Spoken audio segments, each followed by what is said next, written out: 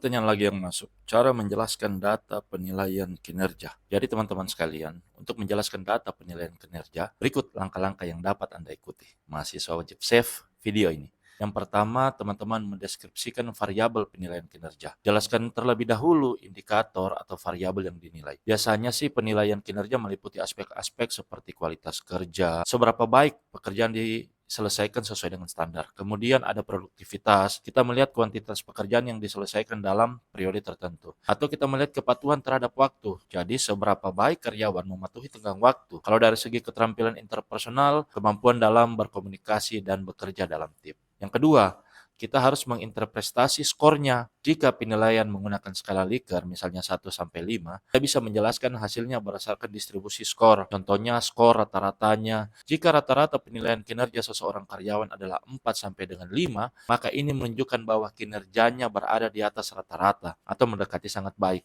Kita lihat distribusi skornya. Jelaskan bagaimana skor tersebut disebarkan. Misalnya jika sebagian besar karyawan memiliki skor antara 3 hingga 4, berarti kinerja umumnya cukup baik, hingga baik. Yang ketiga, lakukan analisis kualitatif. Jika ada bagian deskriptif atau umpan balik kualitatif dari penilaian, Anda bisa memberikan ringkasan atau tema utama yang diangkat. Misalnya karyawan mendapat pujian karena kolaborasi yang baik atau perlu meningkatkan keterampilan teknis tertentu. Yang keempat, perbandingan data. Bandingkan kinerja dari periode ke periode atau antar individu setiap timnya. Misalnya tren kinerjanya, apakah kinerja meningkat atau menurun dibandingkan periode sebelumnya. Berikan penjelasan yang spesifik jika ada faktor yang mempengaruhi perubahan tersebut. Atau benchmarking, bandingkan hasil penilaian kinerja dengan standar industri atau target dari organisasi lainnya. Kelima, kesimpulan dan rekomendasi. Berdasarkan hasil data, berikan kesimpulan tentang tingkat kinerja seseorang atau keseluruhan dan rekomendasi untuk perbaikan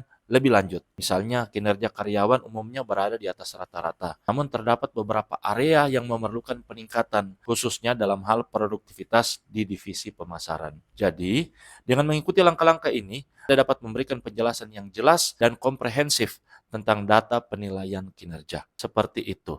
Terima kasih.